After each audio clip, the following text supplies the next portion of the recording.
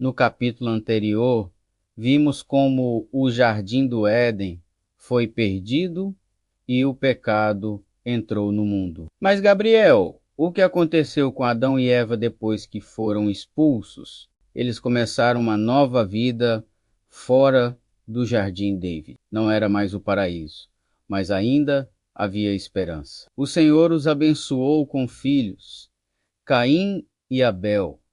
Cada um seguiu um caminho diferente. Caim se tornou lavrador da terra e Abel, pastor de ovelhas. Então veio o primeiro sacrifício, não é? O momento em que cada um ofereceu algo a Deus. Exatamente, Rafael. Abel apresentou as primícias do seu rebanho com um coração puro. Caim trouxe frutos da terra, mas sem a mesma sinceridade. Deus olhou com agrado para Abel, mas não para a oferta de Caim. E foi ali que, mais uma vez, a inveja encontrou espaço no coração humano. A mesma raiz que cresceu no coração de Lúcifer, a inveja, correto. A mesma chama que incendiou os céus agora ardia no coração de um homem. Caim não entendeu que Deus olha para o coração antes de olhar para a oferta. Ele queria o favor de Deus, mas sem obediência, sem arrependimento. Então, o mal que começou com Satanás, agora passava para os homens? Sim, e esse é um ponto crucial. O inimigo não precisa aparecer com chifres. Quando consegue plantar uma ideia, ele sussurra em nosso orgulho, alimenta nossos ressentimentos, até que a luz se apague por dentro. Deus advertiu Caim, não foi? Sim, Deus lhe disse: o pecado jaz à porta, e sobre ti será o seu desejo, mas sobre ele deves dominar. Era um chamado à vigilância. O Senhor estava oferecendo a ele uma chance de arrependimento, mas Caim escolheu o silêncio e alimentou a ira. E essa escolha o transformou. Mais do que isso, Rafael, o pecado não atendido torna-se um mestre cruel. Caim chamou Abel ao campo e, tomado por uma fúria incontrolável, levantou-se contra seu irmão. Foi o primeiro sangue derramado na terra. É triste imaginar que o primeiro ser humano a nascer foi também o primeiro assassino. É o reflexo da natureza caída David. A inveja, que começou com Lúcifer agora, se multiplicava no coração humano. Quando o homem se afasta de Deus, ele perde o controle de si mesmo. E Deus, o que ele fez depois? Deus se aproximou de Caim e perguntou: onde está Abel, teu irmão? Mas ele respondeu com frieza: por acaso sou eu o guardador do meu irmão? E ali o coração humano mostrou o quanto pode se endurecer sem a presença divina. Isso dói, porque vejo que ainda hoje muitos dizem a mesma coisa, fingindo não ver a dor dos outros. Exatamente, David. A história de Caim e Abel não é apenas sobre dois irmãos, é sobre todos nós, sobre o conflito entre a carne e o espírito, entre o amor e o egoísmo. Sempre que preferimos a raiva à reconciliação, estamos repetindo o erro de Caim. Então Deus o puniu, sim?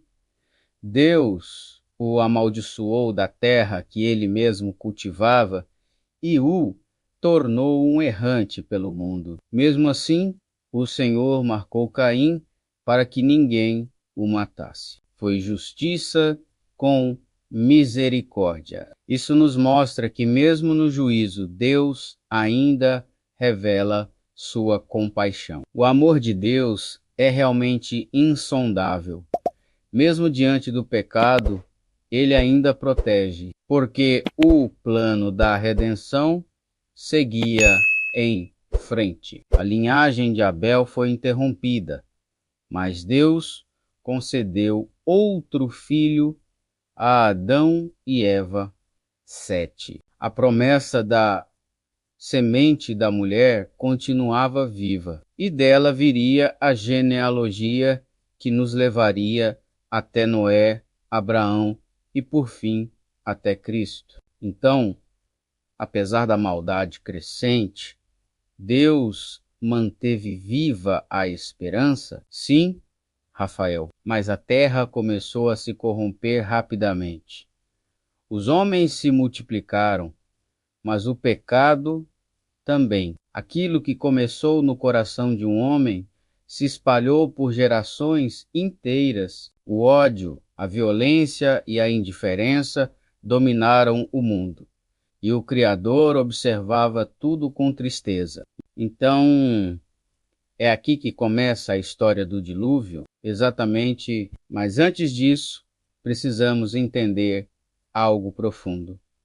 O mal não destrói de repente. Ele cresce lentamente, como uma mancha que se espalha quando não é lavada com arrependimento. Por isso Deus enviaria o dilúvio não por ódio, mas como um ato de purificação e recomeço.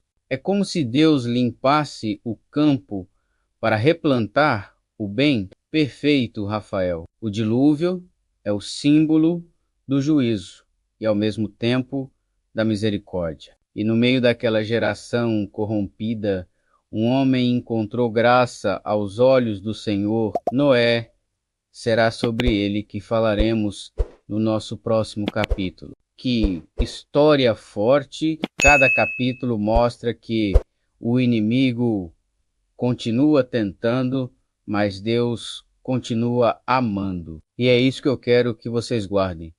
O pecado tentará seduzir, a inveja tentará dominar, mas o amor de Deus sempre oferece um caminho de volta. O problema não é errar, é permanecer no erro. Então podemos vencer as trevas que estão dentro de nós?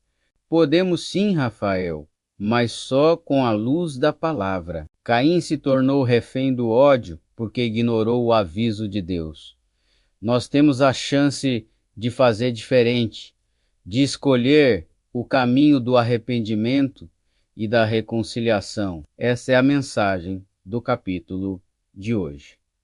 Cuide do que cresce em seu coração. A inveja, a mágoa, o orgulho, todos começam pequenos, mas se forem alimentados, destroem a própria alma. Se essa reflexão tocou o seu coração, compartilhe esta mensagem. Que mais pessoas saibam que o amor de Deus ainda é maior do que qualquer erro. Curta, inscreva-se no canal Ministério Formiguinhas de Jesus e escreva nos comentários: Senhor, limpa o meu coração, que a luz continue vencendo as trevas. Até o próximo capítulo.